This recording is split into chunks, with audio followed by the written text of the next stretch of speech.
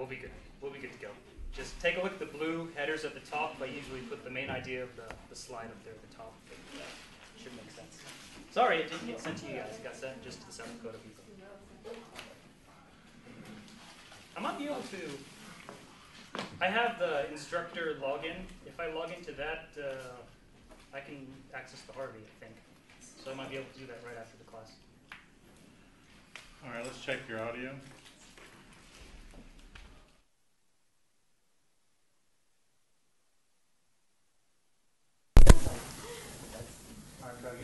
Hello, hello.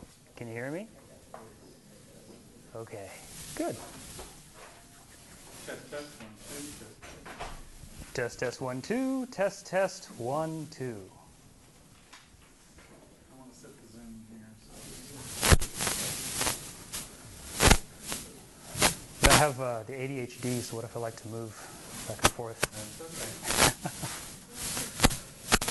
Okay, you're in frame as long as you stand there in between the TV and you move forward about it, you're good to go. Just not over here, right? Yeah, this is let kind me of. know when you're ready to actually start, and I'll hit record. I think everyone's in. Yeah, you can start hitting record. Because as soon as I hit record, it's ready. And 3. Well, give everyone a second to kind of settle down.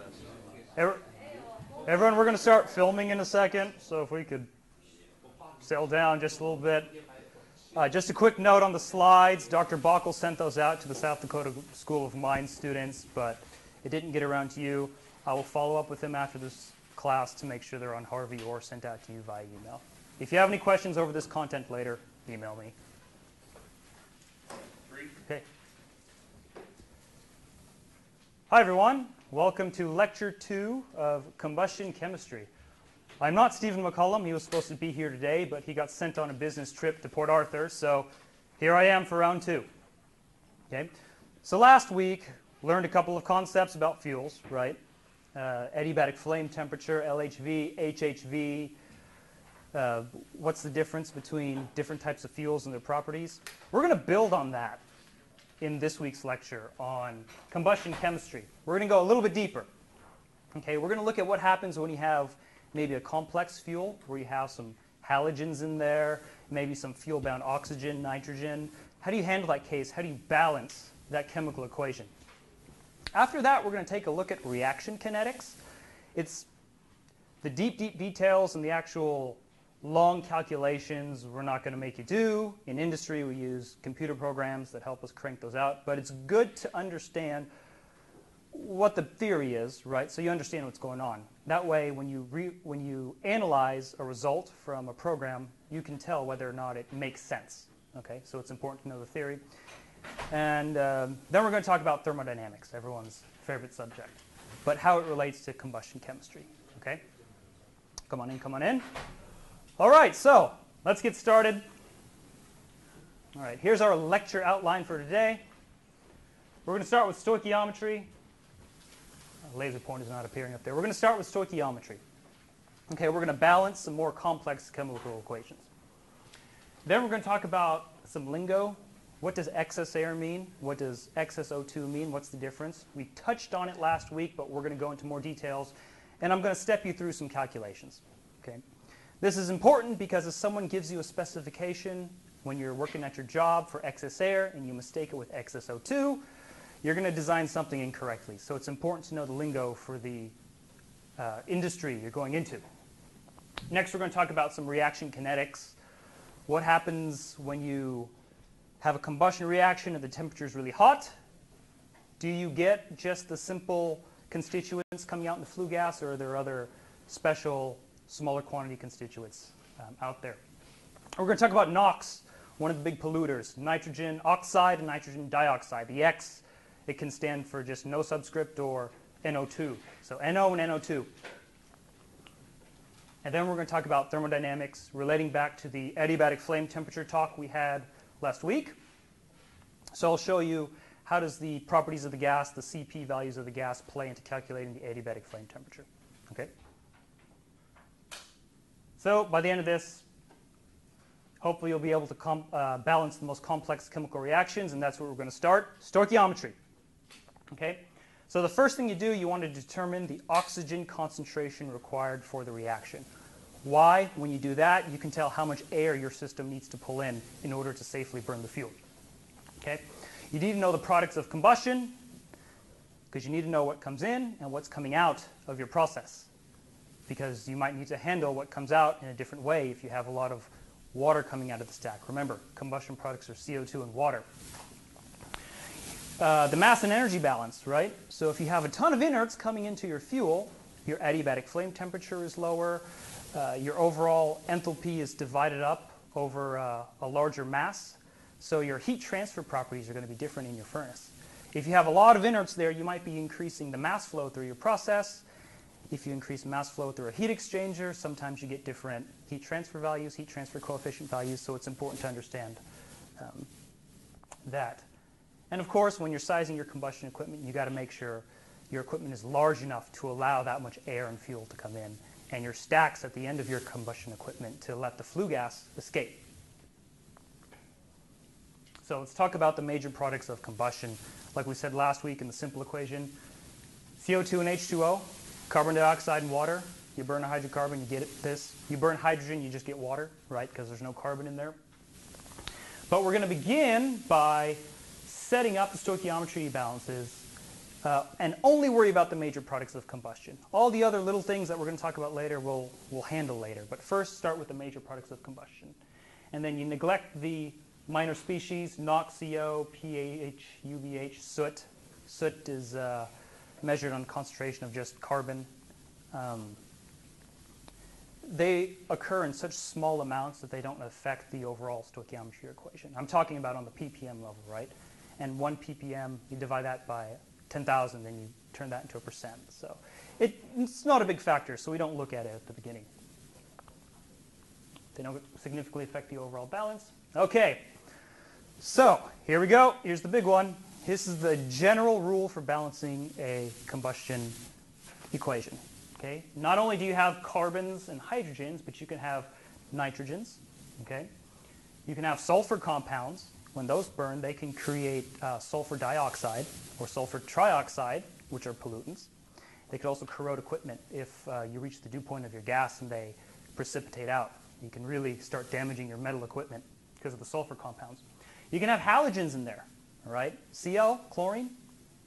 It can become chlorine gas. It can become hydrogen chloride. And you got to know how that plays into your process. What happens when you burn a fuel that has that halogen attached to it? And then, of course, you can have fuel-bound oxygen. What happens when you have oxygen in the fuel itself, an O molecule hooked in there in some amount? How does that affect the overall balance? We're going to learn. Okay? So these slides will tell you the steps to handle the equation. I think I skipped a slide here. So number one, you handle the halogen first. Why? It's really, really reactive. But to make the other part of balancing the equation easier, we handle the halogen first. So start with the Cl. Cl will become, in the flue gas, HCl, or it'll become Cl2, chlorine gas and hydrogen chloride. All right, so what we do is we take, for all Z less than M, match chlorine with the hydrogen in the fuel. So for Z less than M, okay, so first you look at Z is the chlorine and M is how much hydrogen you have, and you balance that out for hydrogen chloride. Okay? And your remaining Cl that you have, your remaining halogen, you combine those together and you make Cl2. Okay? Does that make sense? Simple. Just handle the chlorines first. Make them hydrogen chloride and chlorine gas. Second, you're going to have some hydrogen left over. You've consumed, quote unquote, for lack of a better term, that hydrogen to react away the chlorine into its products. But now let's combine that with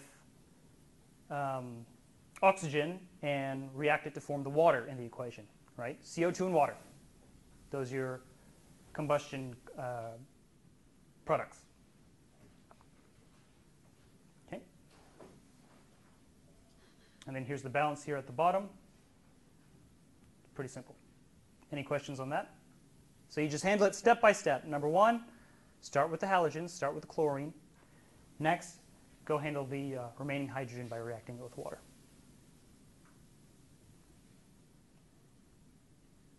Okay, next you handle Then nitrogen. Nitrogen, we said before, doesn't participate in the chemical reaction, right? It just becomes nitrogen gas, diatomic nitrogen. Pretty simple. Next, you have the carbon. The carbon is what combines with the remaining oxygen to form CO2.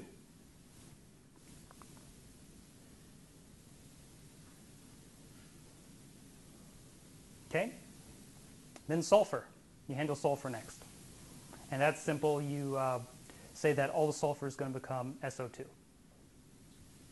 So any remaining oxygen you have, you combine with your sulfur, and that becomes SO2. Okay, and then you handle the leftover oxygen, fuel-bound oxygen last. Simple equation right here. The m prime over 4 plus n plus y O2. That's how much O2 is required for handling all the rest of the compounds, right? And the oxygen that can be used from fuel is B. That's your fuel-bound oxygen. Seems like a lot, but it's just plug and chug, to be honest. You'll get a homework problem just like this. You just follow the steps in order. You're good to go.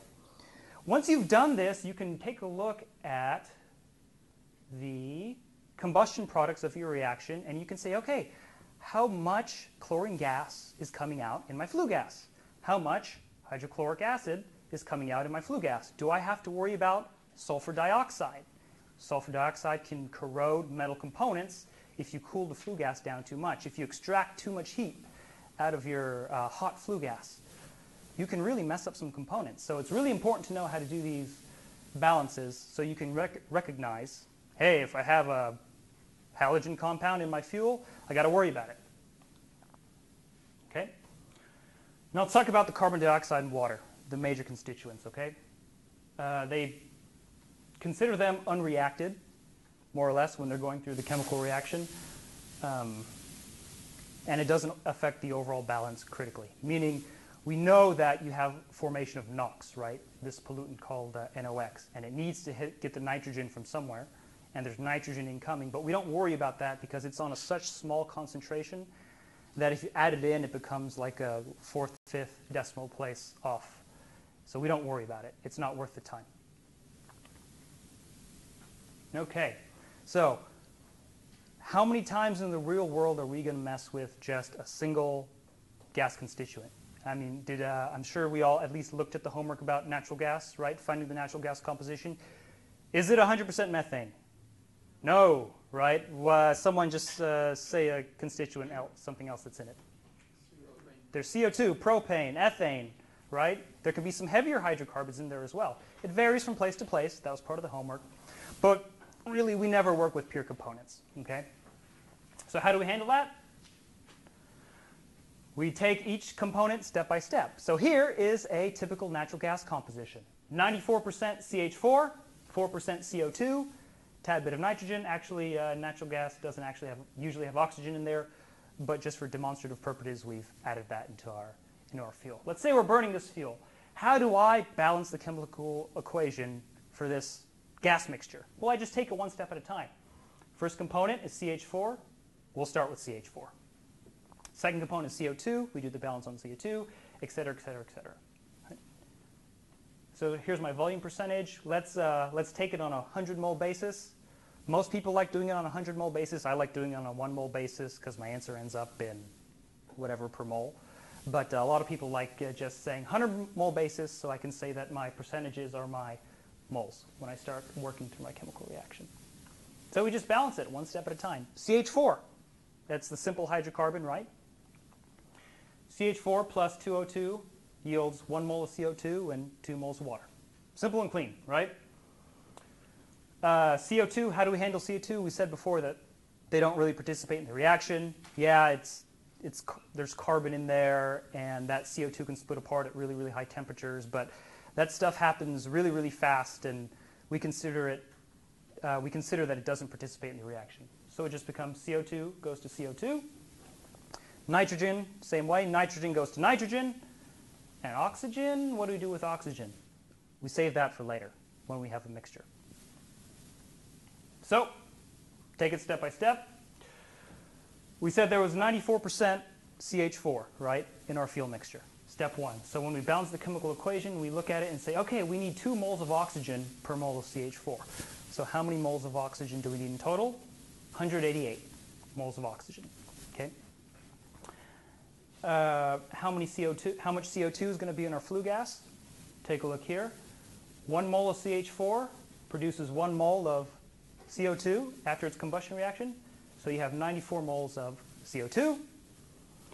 And then same for the water. 1 mole of CH4 burned is 188 moles of H2O. So there you go. Keep those numbers in your mind. Okay? And you account for the moles of quote-unquote inerts. You just pass those through. If you have 4 moles on one side, you have 4 moles on the other. And then for the oxygen, what do you do with the oxygen? Remember here we said you needed 188 moles of O2 to properly combust the reaction based on balancing CH4? Well, that extra mole that we have, you can subtract that off of the 188 moles of O2 because you already have it available to you inside of your fuel. Okay, so you calculate how many moles of O2 I need to combust my mixture, and then you can subtract off the oxygen that you already have. And this is the oxygen that you need to stoichiometrically burn your fuel mixture. Okay, we started with the CH4, and then we went to the CO2 and nitrogen, which we didn't need to do anything with because they're inerts. And then we subtracted off the oxygen that we already had, and we come to our final answer. I need 187 moles of O2 to burn 100 moles of my fuel gas. Remember, I used 100 moles as my basis. So we're not done yet. Here's my total combustion products, which I calculated. But remember, our basis was 100 moles of fuel. So I'm going to divide all those numbers I just calculated by 100. Now I have it on a per mole basis. Okay? So per mole of fuel, if I burn it stoichiometrically, I'm going to get 1.87 moles of O2 per mole of fuel burn, right? Sorry, I need 1.87 moles of O2 per mole of fuel burn. I'll produce 0.98 moles of CO2 per mole of fuel burned, et cetera, et cetera. Okay? Did that make sense? We went kind of fast. Everyone good? I'm seeing nodded heads. If you have questions or if you just email me, right? Everyone will have the slides with my email address on it. Do we have a question back here? No? We're good? Okay. Good. So that's how you handle mixtures. So let's review for a second here. You have all these extra components besides carbon and hydrogen, right? There's a step-by-step order that you have to handle those when you're quote-unquote balancing the chemical reaction, okay? Follow those steps and you'll get through it, no problem. Second, when you have mixtures, you scale them by their percentages and you handle them one at a time, okay? So if you had 50% CH4, which is methane, and 50% C2H6, which is ethane, you would do the stoichiometric balance for methane and then do it for ethane and just scale the products 50-50 accordingly. Okay? Okay, but remember, we usually, 99% of the time, don't have just pure oxygen to mix with our fuel to burn, right? We have air. Okay, if that air has, what's air made out of? What's the other big constituent? Nitrogen, right? 79% usually. You could have other streams of oxidant that have less nitrogen, more oxygen, less oxygen. But we can't ignore it, so we're going to show you how to handle it in the reaction. The quantity of inerts to be added depends on the amount of air and the concentration of the components, right? So if I need 188 moles of O2, I need to ratio the nitrogen that comes with it, okay? And how do we do that? Usually we just take the moles of O2 that we need and we divide by 0.21 and multiply by 0.79, right, to ratio the oxygen to nitrogen. But sometimes there's not 79% nitrogen in your incoming oxidant stream, okay?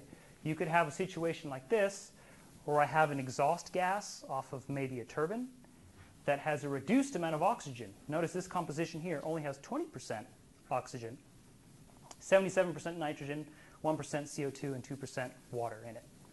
Now, Has anyone heard the term relative humidity? All right, it's how much water is in the air. It affects how comfortable you feel in a room. When your AC system is working, it helps to drive off that humidity so you're nice and comfortable. Well, if I'm sucking air to run my combustion process, it's going to have water in it too, because there's very few places that have just zero. Actually, I think there's no places that have zero relative humidity, right? There's always some water that comes in with the air. So you can also add that in, or you need to add that in, and in order to calculate your full products of combustion, right? So in the last example, we calculated 1.87 moles of O2 oxygen needed to burn that fuel, okay, that 94% methane mixture. So if we scale that on the percentage of air versus moles of O2, there's 20 moles of O2 per air. We need 9.35 moles of air per mole of fuel. Does everyone see how that works? The ratio of O2 to air is 20 to 100. So I divide by the ratio of moles of air, or moles of O2, and I get moles of air. It's pretty simple, straightforward. Okay, is everyone good with that concept? So I need 9.35 moles of this air. If I'm calling this air, it's just my oxidant stream, right? I need 9.35 moles of that air in order to burn 1 mole of fuel. Had a little momentary glitch. We're good to go. So when it comes time to bring in the amount of nitrogen, can someone tell me how much nitrogen, how do I calculate how much nitrogen is going to be exiting the stream? If I need 9.35 moles of air per mole of fuel, how much nitrogen is going to come through with that? What would I multiply? 7%. Yep, 77. It's 77% nitrogen, so I can ratio that, and it'll give me moles of nitrogen per mole of fuel. That's going to pass straight on through. Okay, good to go. Okay, stoichiometric air versus stoichiometric O2. Let's talk about this for a second there.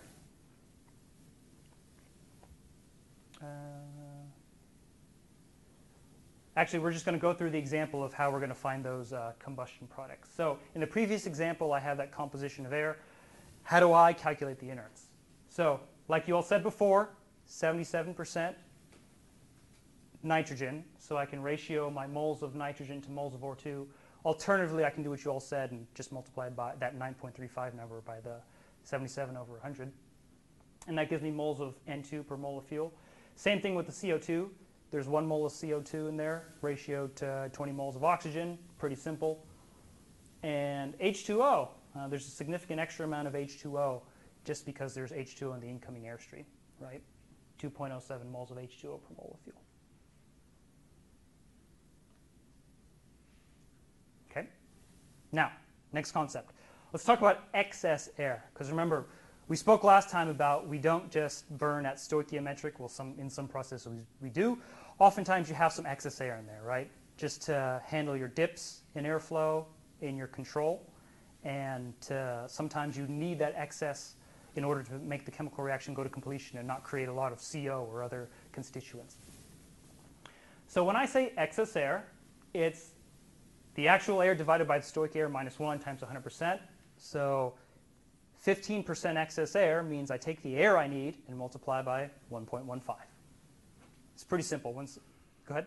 Is there like a rule of thumb for the amount of excess air that you want to run through a system? Or is it kind of very That's a good question. So he asked, is there a rule of thumb for how much excess air you want to run in a system? And it's variable depending on your situation. You'll have natural draft heaters out there that rely on they don't have any combustion fan, right? They just, the height of the stack and the height of the furnace box, the fact that you have hot flue gases in there pulls in air. And since you're relying on ambient natural draft air to get your combustion air, you run at a bit higher excess air. You run at maybe 15%, okay? If you have a forced draft system, sometimes you'll say, I have good control over how much air I'm sending in to my equipment. Maybe I'll run at only 10% excess air. If you have really, really, really good control of your process, or you're running it at certain temperatures, you may run at stoichiometric, but you have to have really good controls over the whole thing. Oftentimes steel furnaces, right, sometimes they run at very, very low excess air percentages. But I've seen anywhere from 10% excess air to 25% excess air in the burner industry, right? Those are good, that's a good range right there for process burners. Good question. Any more? Okay. So excess air, it's pretty simple, but I don't want you to ever confuse that with excess oxygen. When someone says excess O2, or if they give you a specification that you need a design for this excess O2, they mean excess oxygen in the flue gas. Not incoming, but your final flue gas concentration needs to have a certain percentage of O2. Okay, why is this? Anyone have a guess? You can burn again? Sometimes you recycle the flue gas back around and send it back to your combustion process, but that's not the primary reason. How are you going to measure the excess air? Are you going to have individual flow measurement on every burner or every piece of combustion equipment? Usually not, because that's expensive, right? So your flue gas comes out of the flue gas stack, wherever the pipe exiting your process is, okay? And sometimes you can have an in situ measurement, which measures the flue gas composition, or you'll have an extractive measurement where you'll measure the dry flue gas composition, okay? It has to do how you measure it. Since there's not usually individual airflow measurement on every single piece of equipment, you measure the flue gas. And since you measure the flue gas, you design to the specification of what's in the flue gas, saying, okay, when I measure that flue gas, it needs to have 3% excess, it needs to have 3% oxygen in that flue gas. That's how I know that you've sent enough air through the equipment in order for it to burn correctly. Okay? Or I might say I need you to design to 2% excess O2. That means my exiting flue gas, when I measure it, it needs to have 2% oxygen in it. So you would do a control loop there to put more oxygen in the burner? Well, How much you're getting out? in certain systems you can put controls on the system, but oftentimes you calculate the pressure drop across the burner, like in a natural draft system. You'll calculate the pressure drop across the burner. Usually you'll test it as well, and you'll know how much draft or suction power is quote-unquote available by the furnace, and you'll do a balance to make sure that your incoming airflow rate matches up with that suction power inside of the furnace, or the draft inside the furnace.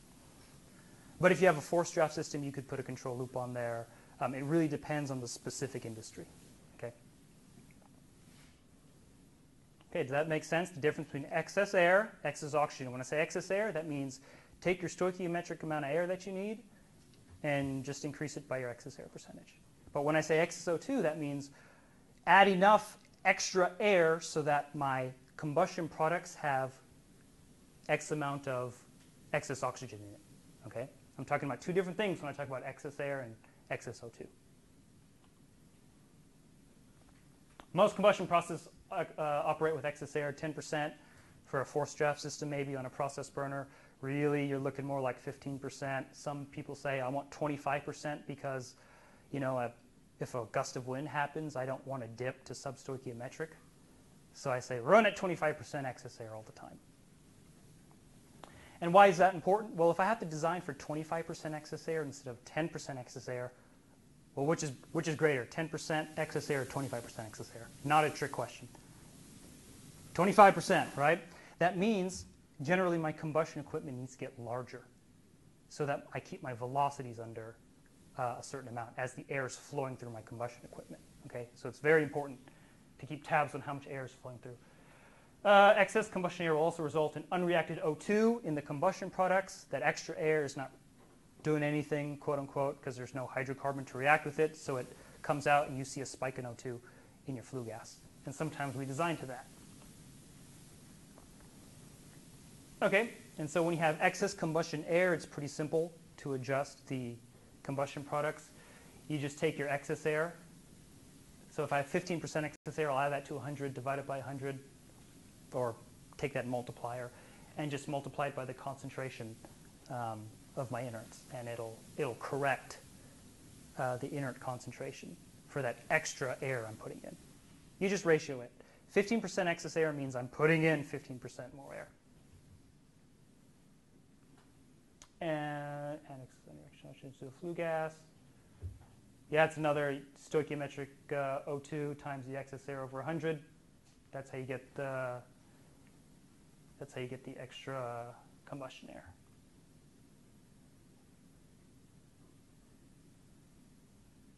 So what that's saying is I'm putting in the excess air. That extra oxygen that I've put in is coming out. It's not reacting with anything. Cool. So let's do the same thing, but instead of doing everything stoichiometrically, let's add 50% excess air. Okay? Same thing as before, except, so I calculated my moles of O2 that I produce when I burn a mole of that fuel, 94% methane, 4% nitrogen, et cetera, et cetera. And I'm going to boost that by 1.5. Really simple, 50% excess air, I boost my inert concentration by 1.5. CO2, boost that by 1.5, et cetera, et cetera, et cetera.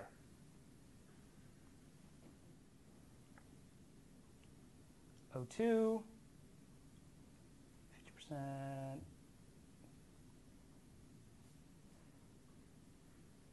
Yes, so for balancing out my water here, I'll have to look at that later. 1.7 moles of O2 per mole of fuel times 0.5. This must be accounting for the extra water that's inside of the incoming air, I think. I'll double check that later. Okay, so there's another term you need to think about. It's called equivalence ratio. And it's really, it's the same, it's a different way to talk about the same thing. It's a different term, okay? Relating equivalence ratio to excess air, this formula at the bottom here. This, when you get into the steel industry, perhaps, they talk about the equivalence ratio more. It's just their lingo, right? I'm running at lambda 1, lambda 2. It's just the lingo they talk with. In the burner industry, process burners, we talk about excess air and excess O2. Other industries, they talk about equivalence ratio. It's just handy to know that that's what you're dealing with. Pretty simple. Easy way to tell if you're substoichiometric or stoichiometric. If phi equals 1, excess air. If you have that less than 1. I think that's the Greek letter phi. Lambda, I think, would be the reverse of that, the reciprocal. 2-hour concept. Okay, all this is saying that now that you have your combustion products per mole of fuel burned, you can take those percentages and now you can tell me what my concentration of flue gas should be. Okay? In this way, you can calculate what's coming out of my stack. If I burn this fuel, what's going to be coming out? Okay? I did my chemical balance. I know my combustion products. This is what I have to worry about flowing through my process. It's pretty simple. This is volume percent to moles. A mole percentage is a volume percentage. And then if you want ppm to volume, it's a factor of 10,000. So it's different for gas than for a solid or for a liquid? It's different for gas. What's different from gas? Parts per million. Parts per million is like kilograms over kilograms for liquids. So very, very, very good question. So when I'm talking about parts per million, I'm talking about ppmv, parts per million volume. Okay, so I'm talking about volume percentage. So percentage to fraction, you divide by 100, right? And then you divide by 10 to the 4th to get it into ppm. So the total is 10 to the 6th per million, right? And then on a mass basis, it's still a part per million, mass per mass. But this is just on volume. You're probably saying, like, okay, why is it 10 to the 4th instead of 10 to the 6th? Well, I'm talking about the actual percentage, not the fraction. Okay, that's where my extra 2 decimal places come from. Good question. Okay, let's take a look at flue gas analysis. So did you all ever talk in class about ORSAT analysis or dry gas analysis? Okay, here's the thing. If I have some sort of chemiluminescent measuring device, okay, that reacts the flue gas across this catalyst bed and measures the chemiluminescence, and it'll tell me the concentration of certain constituents in that flue gas. If I have water in there, it'll screw up the instrument. Okay, so when you take your really good, resolute measurements in the field that are extractive, they're all on a dry basis. That's why when I say excess O2, it's also important to say, am I talking about excess O2 volume wet or volume dry? Oftentimes you'll have a fast-acting transmitter that's measuring wet, but it's not totally accurate, but it's just fast-acting so you can get an idea of what's in your furnace. And then you'll have an extractive measurement with lag for volume dry. Okay? But this should be very simple to do. You just scale the moles back and take out the water and recalculate the percentages to turn something from a dry basis to a wet basis. Okay? See this HO2? When I'm extracting my flue gas and I'm measuring it in my measurement device, I want the water out of there. So I'll have a knockout drum, or I'll dry it by some other methods.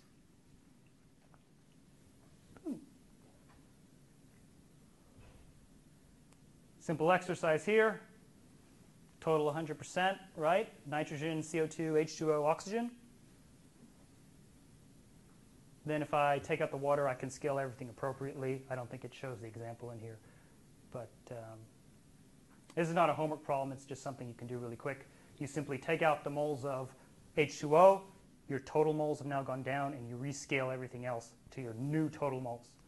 And that's your concentration of all your constituents on a dry basis. Okay? Does that make sense? Okay. Good. Substoichiometric combustion, we're not going to run into the deep calcs about this because it's pretty deep and it's a bit iterative as well. But you can run substoichiometric, right? You could not give it enough oxygen, and you'll have to do different things when balancing the chemical equation. Oxygen becomes the limiting reactant.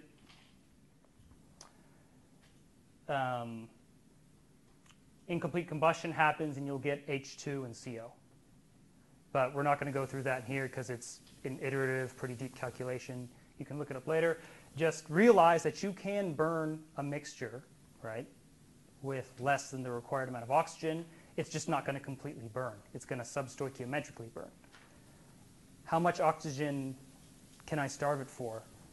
Like, can I keep running it down and just have a really, really small amount of air and a really, really large amount of fuel?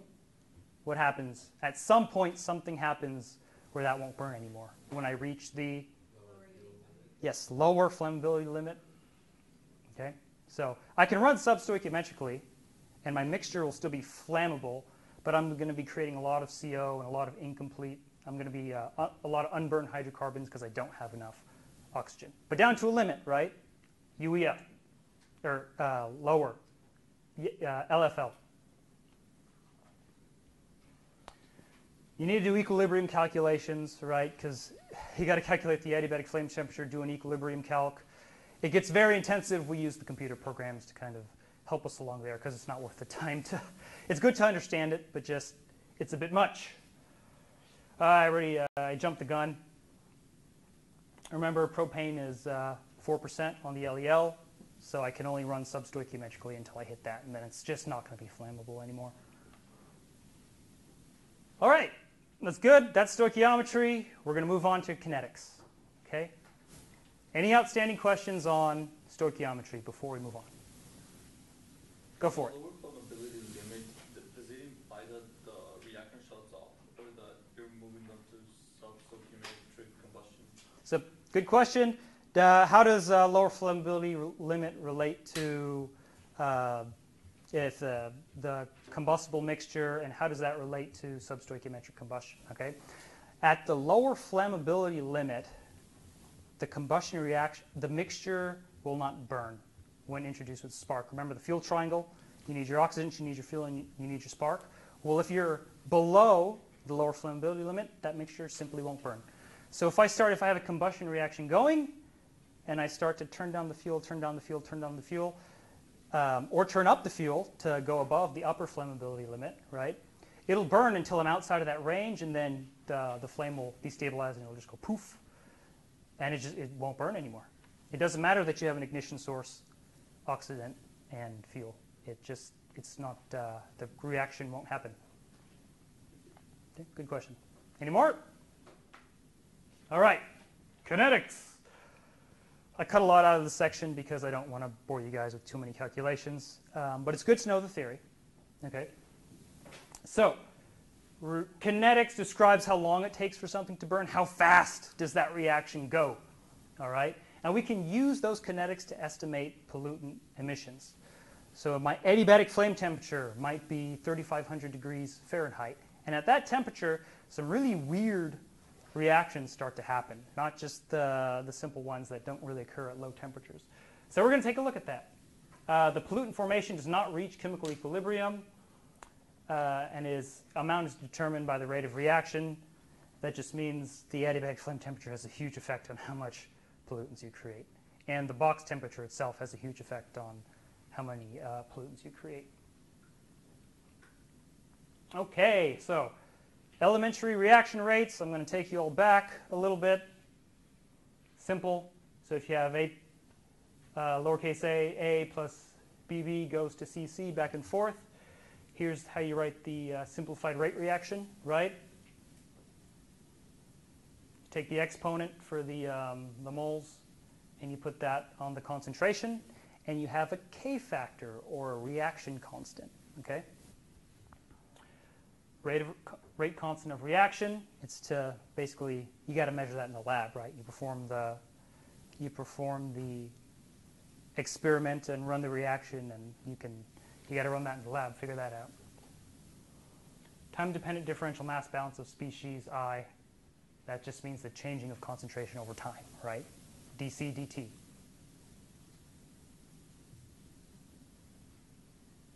Okay?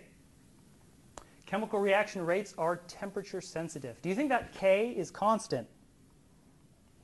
No, because I just said that when you have really hot temperatures, the weird reactions start occurring in that furnace. So if you take a look, it's e to the negative, or exponential of negative E, which is the activation energy for the reaction, divided by RT. So how does that reaction change with temperature? As temperature goes up, what happens to the reaction rate? It's negative E to the over RT.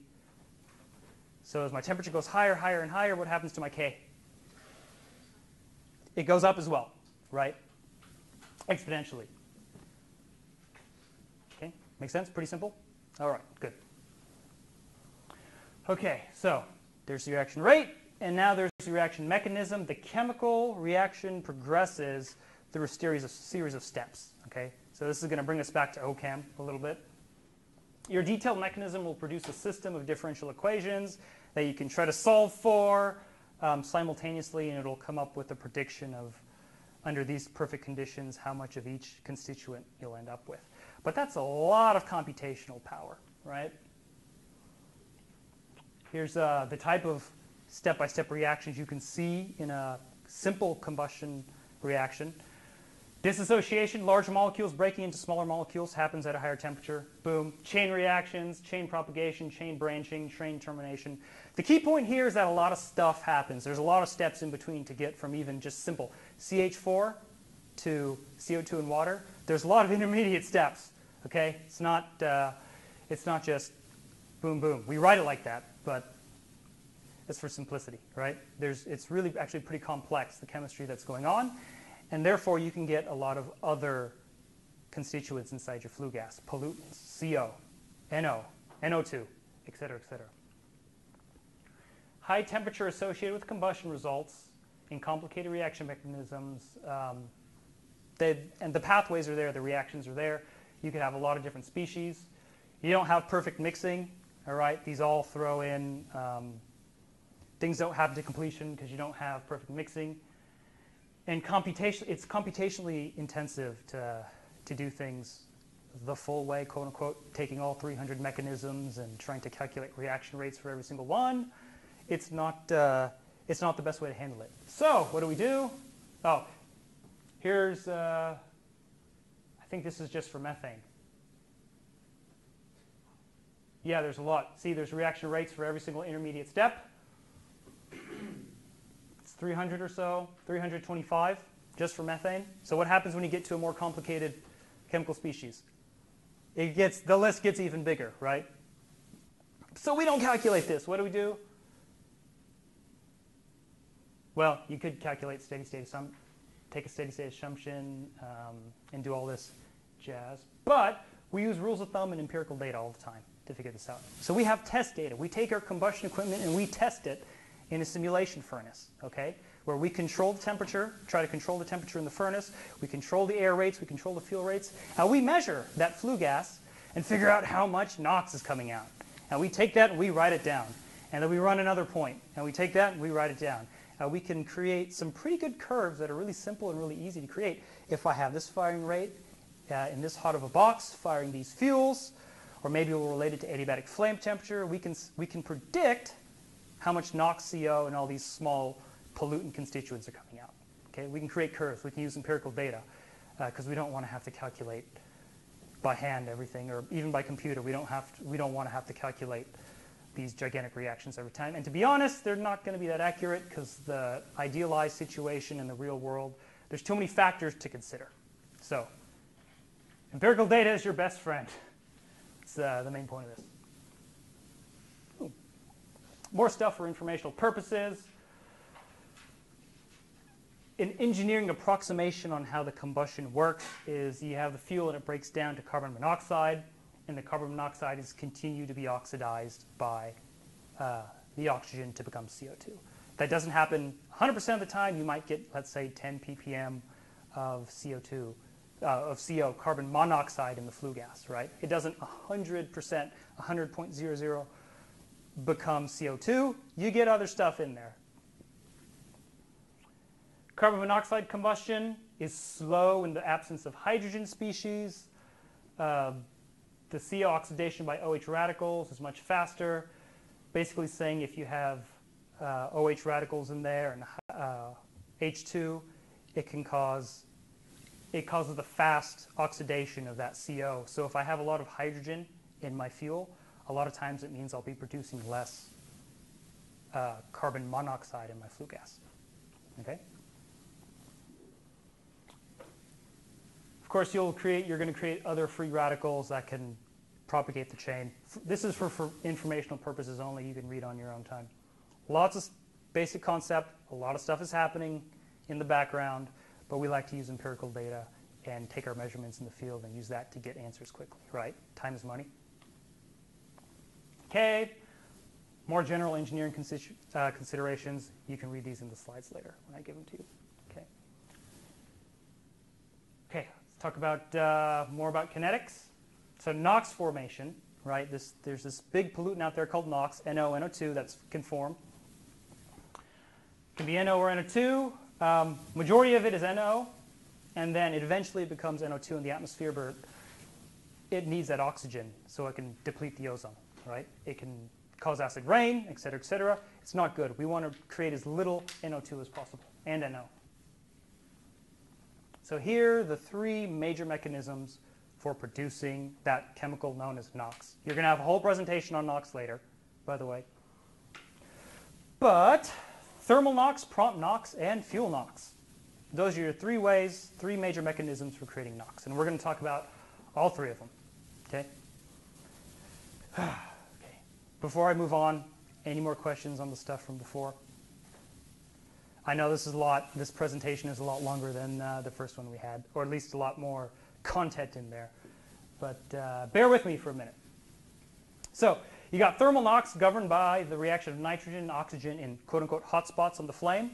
So I got a hot adiabatic flame temperature. I'm going to make a lot of thermal NOx. All right? There's another thing that happens where you have a lot of free radicals, some CH radicals thrown in there. So if you have a lot of heavier hydrocarbons, propanes, butanes, you can get a lot of CH radicals, and that will encourage the formation of NOx as well via the prompt NOx mechanism. And sometimes you'll have fuel-bound nitrogen, which follows a different mechanism to create NOx. Okay? Usually we're only concerned about this when it comes to fuel oils. Okay? When you're burning oil, they don't do that in the United States anymore. Around the rest of the world, they still burn oil from time to time. It's hard to control pollution emissions with oil, harder. But the nitrogen inside that fuel oil can start creating a lot of NOx. Okay, thermal NOx. Here's the Zeldovich mechanism. It's a sort of a simplified way to describe how that NOx forms. You got the oxygen reacting with the nitrogen, and you have NO, nitrous oxide, one of the NOx plus N, right? That's not very stable, is it? Nitrogen gas is diatomic, right? So that's not the most stable little single N compound. It wants to react. So it goes, finds an oxygen, and it creates another NO, okay, with an extra little oxygen. Oxygen also doesn't want to be by itself, very electronegative, wants to react. So you have the N plus the OH radicals become another NO plus H. So you create a lot of radicals, but this reaction is propagated by high temperatures, okay? It'll occur more frequently when you have really high temperatures. That's why it's called thermal Knox. So oxygen and the triple bond of nitrogen, right? High activation energy. That's why it needs the energy of the reaction, or the high temperatures in order to propagate. It doesn't happen at room temperature because those bonds hold on tightly to each other. Basically what I just said. Look for hot spots in the combustion zone. Okay, thermal NO formation kinetically limited in combustion zone. Meaning, temperature. I'm increasing the temperature, right? My equilibrium NOx is going higher and higher and higher. Time to form 500 ppm NOx gets less, less, and less. I spike the temperature. I spike my thermal NOx formation. Okay. Now, we worry about thermal NOx all the time when it comes to new combustion designs. A lot of times we'll figure out a way to incorporate the furnace flue gases and recirculate them back into the burners. That cools down the flame. That reduces the NOx. But there's diminishing returns. At some point, you can keep diluting, and your thermal NOx is not the major mechanism anymore. You have to start worrying about how do I handle the other mechanisms, right? Sources at the bottom. So let's take a look at prompt NOx really quick. It's called we look at the Fenimore Mechanism, and that's hydrocarbon radicals react with molecular nitrogen, so not stable N2, right? Molecular nitrogen. They form amine compounds, cyanic compounds. They eventually become NO. So you can see here we have CHX, hydrocarbon, nitrogen, conforms HCNs. It has all these different pathways, blah, blah, blah, NO. Okay? Different pathway. You don't have to know too much about this. Just know that there are different types of NOx mechanisms. And fuel-bound NOx, once again, Fenimore mechanism. But instead of focusing on the CH radicals that create the cyanic compounds that end up as NO, we take a look at the fuel-bound nitrogen into cyanic compounds. Can take any number of pathways depending on the mixing, the concentrations, et cetera, et cetera. Remember, we don't calculate them. We just use our nice empirical data to give us some curves that we can pop out quickly. And we get NO. Okay? Conversion rate of N to NO increases with decreasing N concentration in the fuel. Basically, you can start pumping the fuel with, if you have a lot of fuel-bound NOx and more and more and more and more, you don't get proportionally more and more and more NOx, right? It starts to taper off. Your overall conversion rate goes down, even though your total amount of nitrogen and NOx is going up. Okay. NOx emissions are strongly dependent on operating parameters and mechanical designs. That's why we had the fuel presentation first, right? You have different fuels, you have different adiabatic flame temperatures. I always like to go back to that one. Different heats of combustion, different amounts of excess air required. All of these factors can contribute to your NOx formation. And if you understand the kinetics, you can really understand how to optimize your combustion equipment to reduce the amount of NOx. One thing we do is use the furnace flue gases. If you have a combustion system in an enclosed combustion system, you can either using a blower or using the natural recirculation patterns in the furnace cause the flue gas to recycle back down to the root of the flame, cooling down your flame temperature. Okay? That reduces adiabatic flame temperature, reduces your NOx. You can spread out the flame. You can, instead of concentrating the flame in just one spot, you can spread it out over a larger area, and that gives you more surface area for entraining that flue gas. It also reduces your peak flame temperature. Operate in a reducing environment to alter the reaction pathway for fuel-bound NOx, meaning you can starve certain parts of your combustion equipment for oxygen to create a reducing environment, and then reintroduce the rest of the air it needs to burn later. Okay, so you get at the end of the day, you're running with 15% excess air. You're having complete combustion, But if you analyze it on a small scale, you look at individual zones of your combustion equipment, you could run those substoichiometrically or with a lot of excess O2. Okay? So understanding the mechanisms and how NOxes form is how we start when it comes to figuring out how to reduce these emissions. Okay? I need to have a lot of surface area on my burner so I can bring in the flue gas, which will reduce my thermal NOx. That's one example of how we design combustion equipment based on these principles. Okay? Okay, done with kinetics. I know that was kind of heavy. Sorry. We're moving on to thermo. Any questions before we go? Do we need a break, a stretch break, a little bit of wiggle break? We ready to roll? Okay, let's roll. An important product of combustion is the release of heat, right? Why do we burn stuff anyway? We need heat for our process, so we can preheat our feeds and get more out of our distillation tower, so we can make the money, right? So we can sell that stream. How much heat you get depends on the chemical energy stored in the fuel. The heat of reaction is determined from your thermodynamic properties, so your products minus reactants. I'm going to go to the next slide. So this is how you calculate LHP and HHP. Okay? You can take the products and reactants and their heats of combustion, perform a balance of products minus reactants, and you can get heat released per standard cubic foot. Or first you calculate on a per mole basis, then you convert it to standard cubic foot. And the difference between lower heating value and higher heating value, like we discussed in the last presentation, is condensation of the product gas. So you'll look at the heat of reactions for liquid water and gaseous water, and you'll see that there's a big difference in there, right? Because it takes a lot to vaporize that water into gas.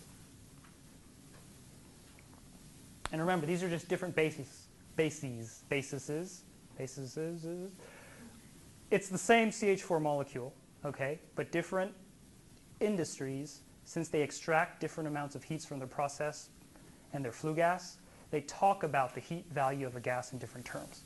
Process burners loves to use LHV, okay? Vapor combustors, I've seen everything in LHV.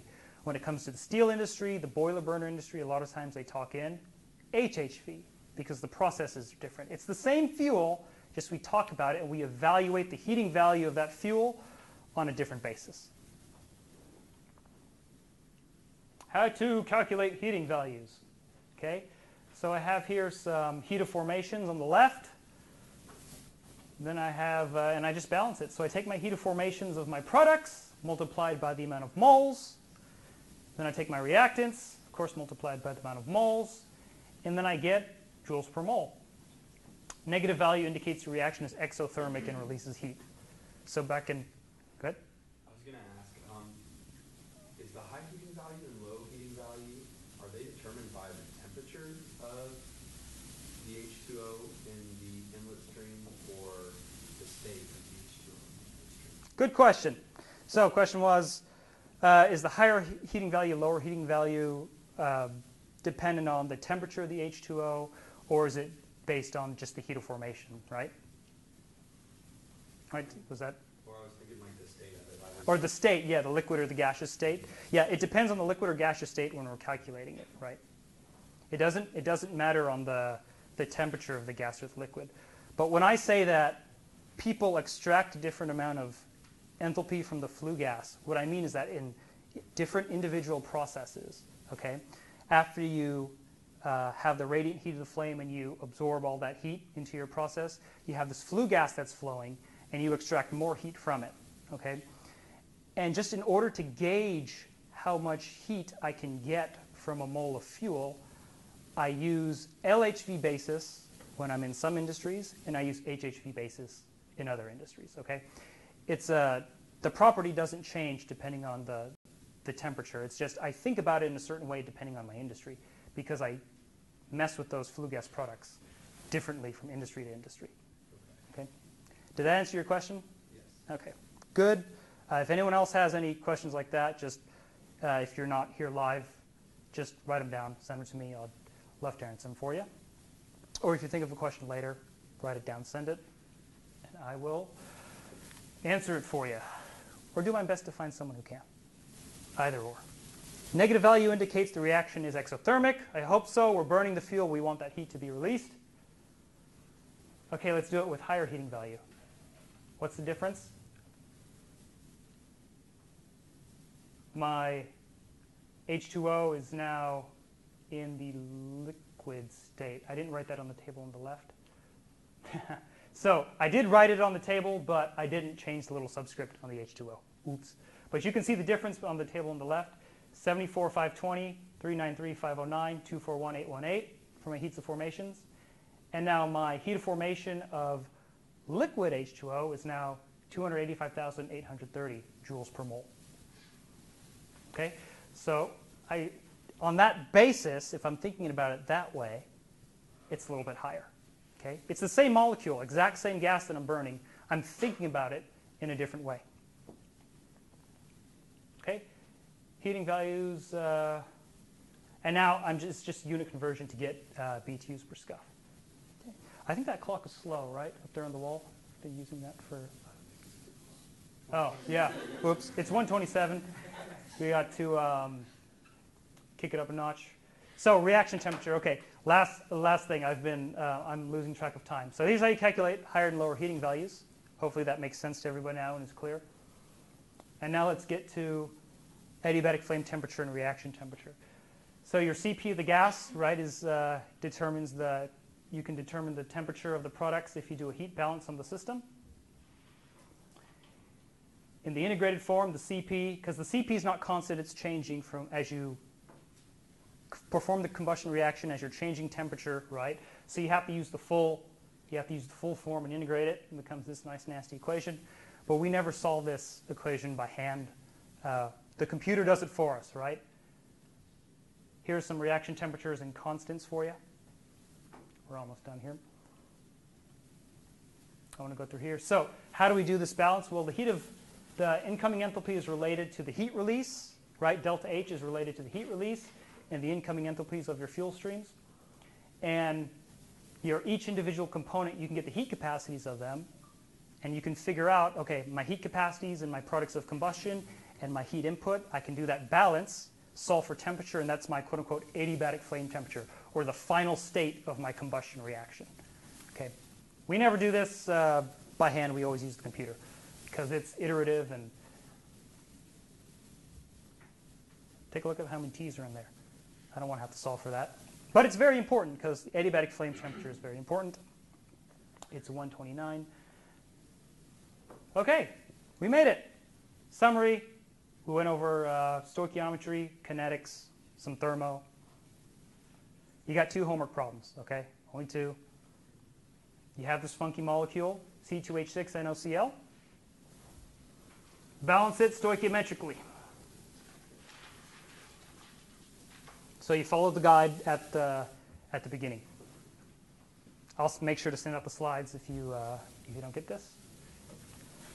Homework problem number 2 are these 3 questions. Just determine the stoichiometric air for the given fuel. So I give you a fuel.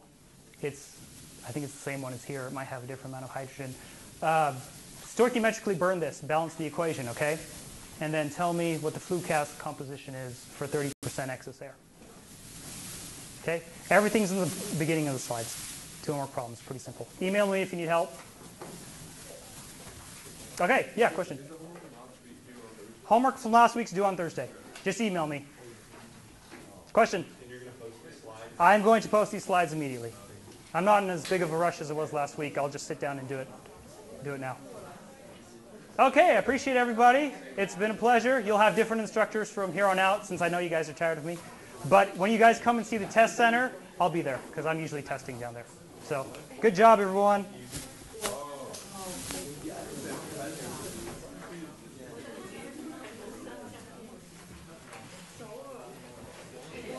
Cool.